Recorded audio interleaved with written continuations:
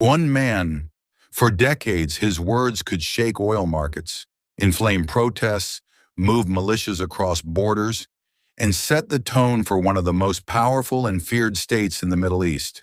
To some, he was a guardian of the Islamic Revolution, a man who stood against America, Israel, and foreign domination. To others, he was the face of repression, a ruler who tightened his grip on Iran through fear, ideology, prisons, censorship, and blood.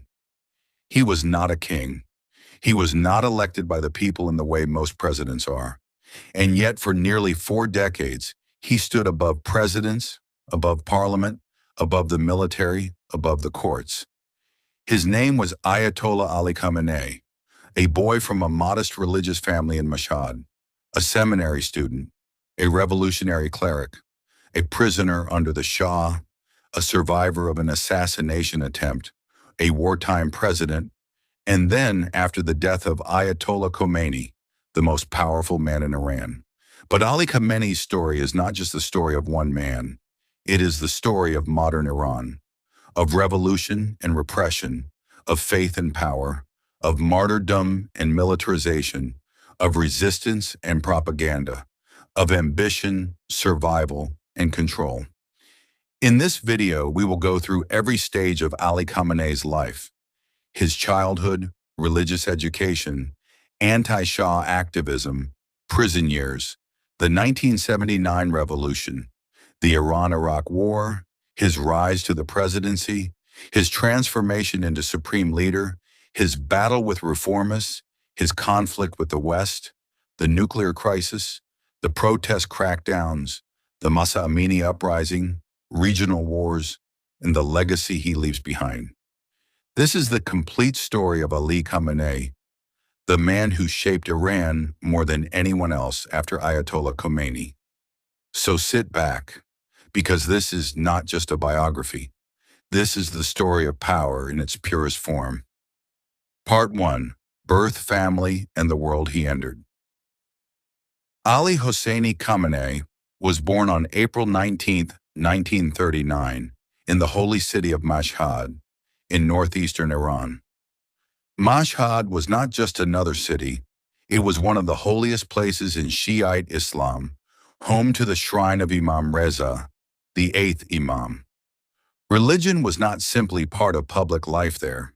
It was woven into the air, the streets, the language, the family structure, and the imagination of the people. Khamenei was born into a religious but modest family. His father, Javad Khamenei, was a cleric of Azerbaijani origin, respected for his piety and learning, but not wealthy. The family lived simply. There was discipline, religion, and scholarship in the home, but not luxury. This matters because the young Ali Khamenei did not grow up in the palaces of power. He grew up in a household where religion was central, sacrifice was normal, and worldly privilege was limited. Iran in the 1940s and 1950s was a country caught between two forces. On one side stood tradition, mosques, clerics, tribal memory, Shiite identity, and conservative social life. On the other side stood the monarchy, modernizing reforms, urbanization, nationalism, Western influence, and a state increasingly tied to foreign powers. Khamenei grew up at the fault line between those worlds. Part 2. Early education and the making of a cleric. Like many boys from clerical families, Ali Khamenei entered religious studies early. He studied the Quran, Arabic grammar, Islamic jurisprudence, theology, and classical religious texts. His education was rooted in the traditional Hausa system, the seminary structure that trained Shiite scholars. But religious education in Iran, especially in the 20th century, was not merely spiritual instruction. It was also a way of entering a social and political network, one that could challenge the state itself. Khamenei continued his studies in Mashhad and later in Qom, the center of Shiite learning in Iran. Qom was more than a city of scholars. It was becoming a political furnace. It was in calm that the religious opposition to the Shah was taking intellectual shape. And at the center of that opposition was a name that would define Khamenei's future: Ruhollah Khomeini. Khomeini was not simply criticizing the Shah on moral grounds. He was reframing the entire struggle. He presented the monarchy as corrupt, dependent on the West, hostile to Islam, and alien to Iran's true identity. For a young cleric like Ali Khamenei, this was electrifying. Religion in Khomeini's vision was no longer confined to prayer and law. It was a revolutionary weapon, and Khamenei was listening. Part 3 of the Shah's Iran: Modernization, Fear, and Resentment. To understand Khamenei's radicalization, we have to understand the Iran of the Shah. Mohammad Reza Shah Pahlavi ruled Iran as a monarch with growing authoritarian power. He pushed rapid modernization, expanded ties with the United States, strengthened the military, and launched reforms under what became known as the White Revolution. To his supporters, he was dragging Iran into the modern world. To his critics, he was uprooting society, humiliating religious institutions, enriching elites, and turning Iran into a client of the West. One of the Shah's most feared instruments was Savak, the secret police. Its reputation for surveillance, arrests, torture, and political repression made it a symbol of the monarchy's brutality. It was in this atmosphere of modernization mixed with humiliation, development mixed with repression, that Khamenei's political consciousness sharpened. He was drawn to Khomeini's message. He began giving speeches, spreading anti-Shah ideas, organizing religious networks, and becoming part of the underground clerical resistance. This was not a symbolic act. It was dangerous. Khamenei was arrested multiple times by the Shah's regime. He was interrogated. He was watched. He spent periods in prison and internal exile. These experiences mattered deeply. They gave him something more powerful than education or rhetoric. They gave him a revolutionary identity. He was no longer merely a student of religion. He had become a man forged by confrontation with the state. To Part 4, Prison Surveillance and the Cultivation of a Revolutionary Image. Prison has a strange power in revolutionary movements. It can break a man, or it can sanctify him. For Khamenei, prison helped build the image that would later strengthen his political legitimacy, the image of a cleric who had suffered for the cause. Under the Shah, being arrested for political dissent, especially for religious activism tied to Khomeini, was a badge of seriousness. It meant you were not just talking about revolution, you were paying for it. Khamenei's repeated arrests and restrictions gave him credibility inside the revolutionary camp. He became one of many clerics who had earned their place through risk and sacrifice. This would matter enormously after the revolution, because when regimes collapse, the people who rise are often not just the smartest or most charismatic, but those who can claim the deepest scars. And Ali Khamenei had scars. Part 5, 1979, the Islamic Revolution. For Ali Khamenei, the revolution changed everything. The cleric who had once been hunted by the regime was now part of the victorious movement building a new one. He moved into positions of influence inside the revolutionary state. His anti-Shah credentials, loyalty to Khomeini, and clerical background made him valuable. Iran was in chaos, but chaos creates openings, and Khamenei knew how to move through them. Part 6. The Early Islamic Republic: Chaos, Purges, and Consolidation. The early Islamic Republic was not a calm or idealistic period. It was violent, unstable, paranoid, and fiercely ideological. The new regime faced threats from all sides: royalists, leftists, secularists, ethnic separatists, the armed opposition group Mujahideen-e-Khalq, and deep internal disagreements over the direction of the revolution. The state responded with ruthless force: executions, arrests, political purges, censorship, and repression became part of the system's survival strategy. The revolution was not merely defending itself, It was eliminating rivals and shaping a new political order. Khamenei was not on the sidelines of this transformation. He was inside it. He held important positions, including roles connected to the Revolutionary Council, Friday Prayer leadership, and institutions tied to Khomeini's emerging system of control. This period revealed one of Khamenei's most important political traits: institutional alignment. He understood that power in revolutionary Iran did not come from public charm alone. It came from loyalty to the ideological core, access to the right institutions, and proximity to Khomeini's trust. Khamenei was steadily building all three. Part 7, 1981. The assassination attempt that changed his life. In June 1981, Ali Khamenei came face to face with death. While speaking at a mosque in Tehran, a bomb hidden inside a tape recorder exploded near him. He was badly injured. The blast severely damaged his right arm, and the effects remained with him for the rest of his life. He survived, but he was permanently marked. This event was a turning point.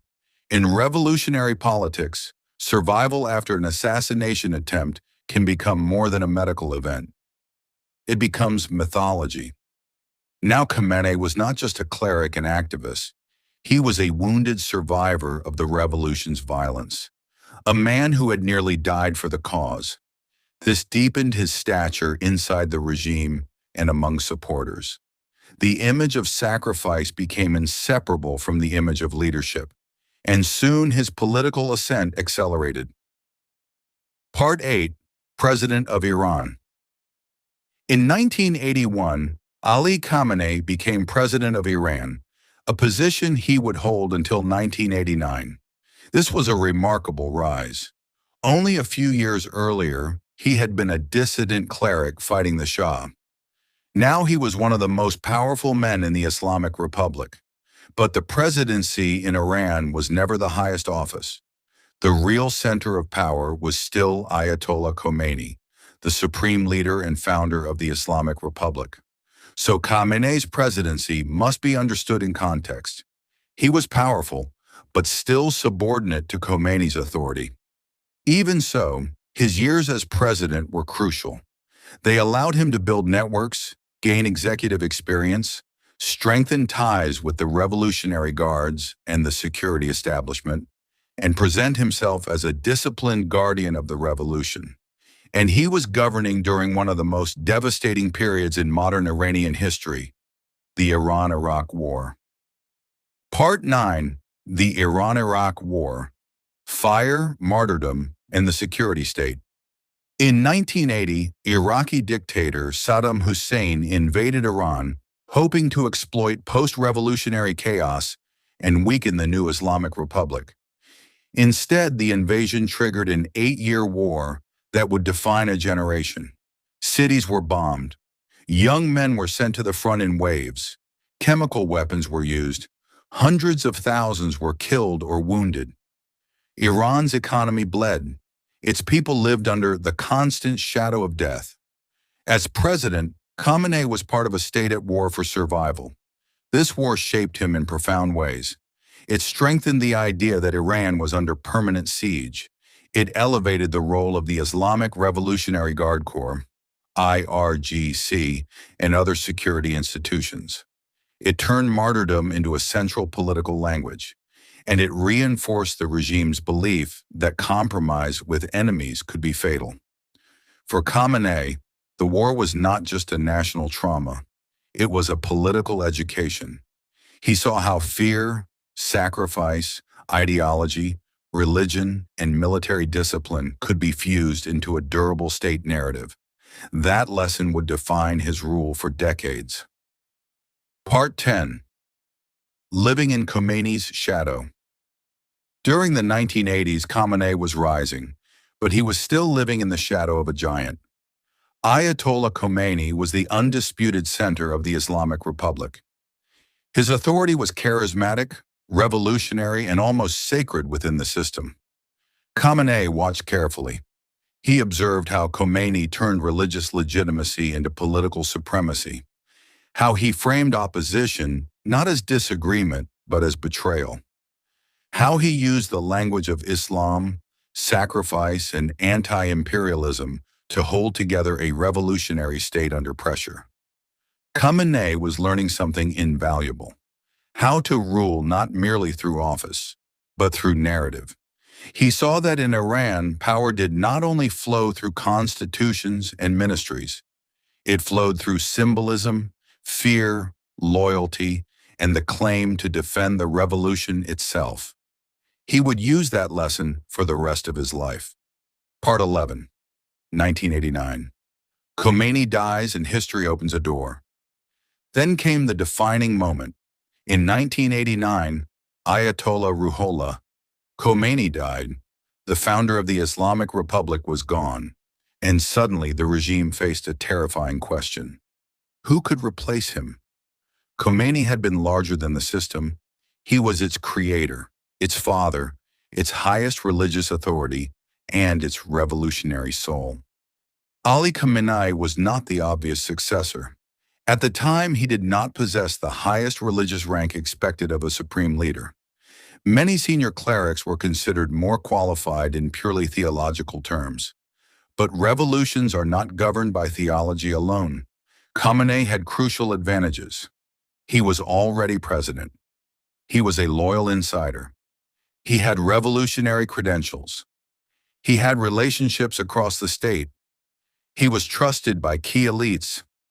And the regime needed continuity more than it needed perfection. In a moment of uncertainty, continuity is power. And so, in 1989, Ali Khamenei was chosen as the supreme leader of Iran. It was one of the most consequential succession decisions in modern Middle Eastern history, because the man who was not initially seen as Khomeini's equal would spend the next several decades becoming the most enduring ruler the Islamic Republic had ever known. Part 12. The transformation from compromised choice to absolute center of power. When Khamenei became supreme leader, some may have seen him as a compromise figure. But compromise figures can become iron rulers if they understand institutions. Khamenei understood them very well. Over time, he consolidated power across every critical pillar of the Islamic Republic: the Islamic Revolutionary Guard Corps, the intelligence services, the judiciary, state broadcasting, the Friday Prayer Network, the Guardian Council, the Assembly of Experts, vast financial and religious foundations, and the informal web of loyal clerics, commanders, and bureaucrats that kept the regime functioning. The Iranian constitution already gave the supreme leader enormous authority. Khamenei expanded the practical meaning of that authority. He was commander-in-chief. He influenced foreign policy. He shaped security doctrine. He had final say over major strategic matters. He could elevate or marginalize presidents. And through the institutions around him, he could set the boundaries of what was politically acceptable. Iran did not become a monarchy under Khamenei, but it did become a system in which the supreme leader stood above elected politics in a way that made him the ultimate arbiter of the nation's fate. Part 13. Rafsanjani, Reconstruction, and the New Power Balance. The post-war years required rebuilding. After the devastation of the Iran-Iraq War, Iran needed economic recovery, infrastructure, and a degree of pragmatism. President Akbar Hashemi Rafsanjani pushed reconstruction and relative openness in economic policy. During this period, Khamenei and Rafsanjani formed a critical axis of power, at times cooperative, at times tense. Rafsanjani was often seen as pragmatic, managerial, and willing to navigate the global economy. Khamenei was more ideological, more suspicious of the West, and more focused on preserving the revolutionary essence of the unelected centers of power pushed back hard. Newspapers were shut down. Student protests were crushed. Reformist figures were marginalized. Security institutions reasserted themselves. Khamenei's role was decisive. He made clear that reform could exist only within strict limits. Anything that seemed to weaken the Islamic character of the state, challenge clerical authority, or open the door to Western political influence was treated as a danger. The message was unmistakable. You may vote, you may hope, you may debate, but the revolution's red lines belong to the supreme leader. Part 15. America, Israel, and the Politics of Resistance. One of the most defining elements of Khamenei's rule was his relentless hostility toward the United States and Israel. This was not just rhetoric. It was central to the ideological architecture of his leadership. Khamenei saw the United States as the main force behind foreign domination, regime change efforts, sanctions, and Western cultural influence. He saw Israel as both a regional enemy and a symbol of what the Islamic Republic stood against. This resistance posture served multiple purposes. It aligned Khamenei with the revolutionary identity of 1979. It justified military preparedness and regional intervention. It helped frame domestic dissent as part of a foreign plot. And it reinforced the idea that Iran was a fortress under siege. Under Khamenei, Iran invested deeply in a regional network of allied forces and militias, including support for Hezbollah in Lebanon, ties with armed groups in Iraq, backing for the Syrian government of Bashar al-Assad, and support for Palestinian armed factions. To supporters, this was strategic depth, defending Iran by confronting enemies far from its borders. To critics, it was the export of revolution at the expense of ordinary Iranians who were living under inflation, repression, and sanctions, while the regime spent heavily on regional influence. Part 16. The nuclear program, deterrence, pride, and suspicion. Another defining chapter of Khamenei's era was Iran's nuclear program. Iran insisted that its nuclear ambitions were peaceful and aimed at energy, science, and national development. Its adversaries, especially the United States and Israel, feared that the program could bring Iran to the threshold of a nuclear weapon. For Khamenei, the nuclear issue was never just about centrifuges and uranium. It was about sovereignty. It became a symbol of national pride, scientific independence, and resistance to Western pressure. To surrender under pressure, in his view, would signal weakness and invite more demands. But the nuclear standoff came at an enormous cost. Iran faced rounds of international sanctions. Its economy suffered. Its currency weakened. Its people paid the price in inflation, unemployment, shortages, and uncertainty. Khamenei's strategy was a mixture of defiance and tactical flexibility. He could permit negotiations when necessary, but always from a position framed as resistance, not surrender. This balancing act became most visible in the lead-up to the 2015 nuclear deal, the Joint Comprehensive Plan of Action. Part 17. The 2009 Green Movement. The system trembles. If one moment exposed the depth of public anger against the Islamic Republic under Khamenei, it was 2009. That year, President Mahmoud Ahmadinejad was declared the winner of a deeply disputed election against reformist challenger RSM, especially Mir Hossein Mousavi. Millions of Iranians believed the election had been stolen. They poured into the streets. What followed became known as the Green Movement, the largest challenge to the Islamic Republic since the revolution itself. The protests were not just about a vote count. They were about accumulated frustration, about authoritarianism, corruption, isolation, censorship, and the feeling that the system no longer listened. Khamenei faced a choice. He could allow a political opening, or he could crush the challenge. He chose repression. The security forces moved in. Protesters were beaten, arrested, tortured, and in some cases killed. The iconic death of Nida Aga Sultan, captured on video, became a symbol of the regime's violence. Khamenei publicly backed Ahmadinejad and condemned the protests, portraying them as dangerous unrest encouraged by enemies. This was a critical moment in understanding his rule. When the system itself was threatened, Khamenei did not bend. He hardened. And after 2009, many Iranians stopped believing that meaningful reform from within the system was still possible. Part 18. Ahmadinejad, Populism and Control. Mahmoud Ahmadinejad, president from 2005 to 2013, often appeared as a natural ideological ally of Khamenei, anti-Western, confrontational, and deeply invested in revolutionary rhetoric.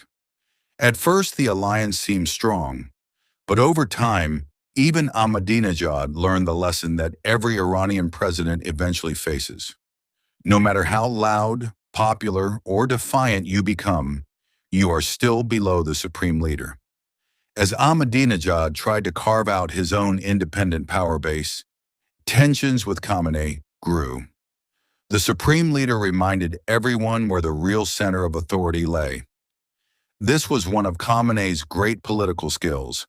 He allowed presidents to rise, use them when useful, and contain them when necessary. No president was allowed to become larger than the office of supreme leader. Part 19.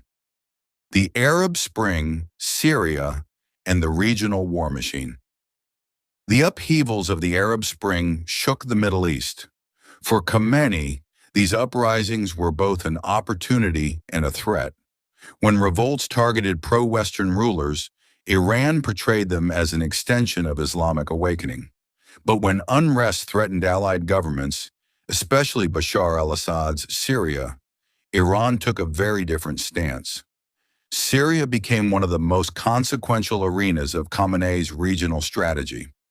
Iran poured resources, advisors, weapons, and allied militias into the Syrian war to keep Assad in power. The IRGC and figures like Qasem Soleimani became central players in this strategy. Why was Syria so important? Because for Khamenei, Syria was not just an ally. It was part of the regional architecture of resistance, linking Iran to Hezbollah in Lebanon and extending Tehran's influence toward Israel's borders. To supporters, this was strategic genius. To critics, it was a brutal foreign intervention that tied Iran to mass bloodshed abroad, while Iranians at home suffered economic pain. Part 20. The 2015 Nuclear Deal. Tactical flexibility, not trust. When President Hassan Rouhani pursued negotiations with world powers, the result was the 2015 Nuclear Deal, or JCPOA. Khamenei permitted the process, but he never embraced the United States with trust. That distinction is crucial. He allowed negotiations because sanctions were hurting Iran badly and because tactical compromise could buy time and relief. But ideologically, he remained deeply suspicious of Washington. The nuclear deal temporarily eased tensions and offered hope to many Iranians that economic relief and a more stable future might be possible. But that hope was fragile. When the United States under President Donald Trump withdrew from the deal in 2018, the collapse reinforced one of Khamenei's oldest beliefs: America cannot be trusted. For him, this was vindication. For ordinary Iranians, it was disaster. Sanctions tightened again. The economy suffered further. Prices soared, and frustration deepened. Part 21. Protests, economic anger, and a young population. Losing faith by the late 2010s and early 2020s, Iran was a country under immense pressure. There were sanctions, inflation, corruption accusations, unemployment, water shortages, environmental crises, and growing social restrictions. Most importantly, there was a widening gap between the ruling system and a younger generation that did not remember the revolution or the war the same way their parents did. Protests erupted repeatedly in 2017, 2019, and beyond. The 2019 fuel price protests were especially severe. Reports indicated a brutal crackdown with large numbers of deaths and mass arrests. The pattern was familiar by now. Anger rises, people flood the streets, the state frames unrest as sedition, and the security apparatus responds with force. Khamenei's worldview did not fundamentally change. He continued to see domestic unrest through the lens of security, foreign interference, and revolutionary defense. But the social base of discontent was growing wider, younger, and more openly defiant. Part 22. Mahsa Amini and the Woman. Life Freedom Uprising. Then came one of the most explosive moments of Khamenei's later rule. In September 2022, Mahsa Amini, the Islamic Republic under Khamenei, was no longer simply facing reformist pressure from inside its own system. It was facing a generational revolt against the system itself. Part 23. The Cult of Endurance. How Khamenei held on. So how did Ali Khamenei survive for so long when so many powerful men in the Middle East fell? The answer lies in a combination of factors. First, institutional control. He did not rely on charisma alone. He embedded himself into the command structure of the state, especially the IRGC, intelligence services, judiciary, and unelected oversight bodies. Second, ideological consistency. He never abandoned the language of resistance, anti-imperialism, martyrdom, and Islamic guardianship. That consistency gave the regime a core identity, even when it alienated many citizens. Third, faction management. He balanced conservatives, hardliners, pragmatists, and technocrats without letting any faction dominate him. Fourth, security-first thinking Khamenei viewed political unrest not as normal democratic dissent, but as a threat to state survival. That worldview justified crackdowns again and again. Fifth, strategic patience. He could be rigid in principle but flexible in timing. He could allow negotiations, tactical retreats, or temporary openings without surrendering ultimate control. This is why Khamenei was not simply a religious leader. He was a master of system preservation. Part 24. The Personal Style of Khamenei. Unlike flamboyant dictators, Khamenei's public style was often austere. He spoke as a cleric, not a showman. His speeches were often long, ideological, historical, and moralizing. He projected seriousness, discipline, and continuity rather than theatrical glamour. But behind that restrained image was a leader with immense influence over the lives of millions. He shaped censorship, security policy, war strategy, diplomatic boundaries, and the limits of public life. He spoke often about youth, culture, media, and soft war, reflecting his belief that the West could invade not only through armies, but through ideas, entertainment, and values. This cultural suspicion was central to his rule.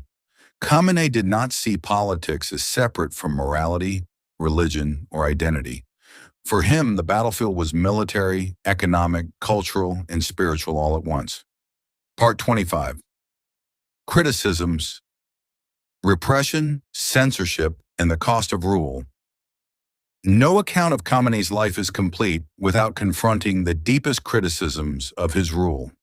His opponents accuse him of presiding over systematic repression of dissent, violent crackdowns on protesters, imprisonment of journalists, activists, lawyers, and political opponents, censorship of media and the internet, discrimination and pressure against women and minorities, a political system where elected institutions are subordinate to unelected power, regional interventions that drained resources while ordinary Iranians struggled, and a culture of fear in which challenging the core of the regime can carry devastating consequences. To critics, Khamenei did not merely inherit a hardline system, he perfected it. He transformed the office of supreme leader into the immovable center of a state that could absorb presidents, suppress movements, and outlast repeated crises. Part 26. Supporters' View. Defender of the Revolution. But to understand his longevity, we also have to understand why he had supporters. To many loyalists, especially within conservative and revolutionary circles, Khamenei was the protector of Iran's independence, the defender of Shiite political power, the man who refused to bow to America, the guardian of the revolution's ideals, the leader who kept Iran from collapsing like other regional states, and the strategist who built a deterrent network across the Middle East. In their eyes, Iran under Khamenei did not submit. It endured sanctions, pressure, covert attacks, assassinations, cyber warfare, and isolation, and still survived. To supporters, survival itself was proof of leadership. Part 27. The final years and reports of his death in 2026. By the 2020s, Ali Khamenei had become an old man, ruling a young and restless nation. Questions about succession grew louder.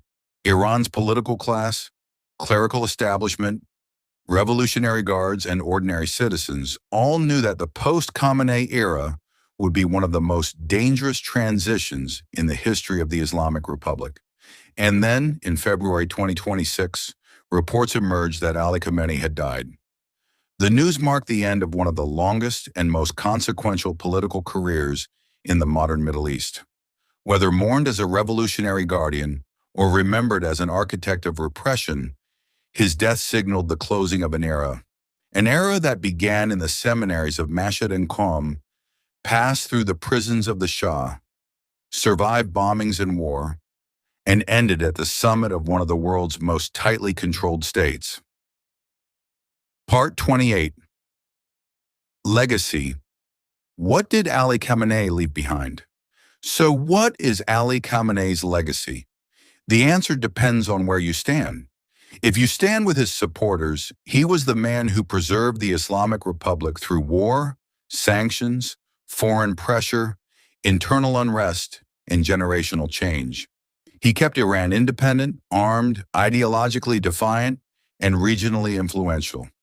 If you stand with his critics, he was the man who locked Iran inside a system of fear, where elections had limits, dissent had consequences, women faced coercion, and the dreams of millions were sacrificed to preserve one ruling ideology.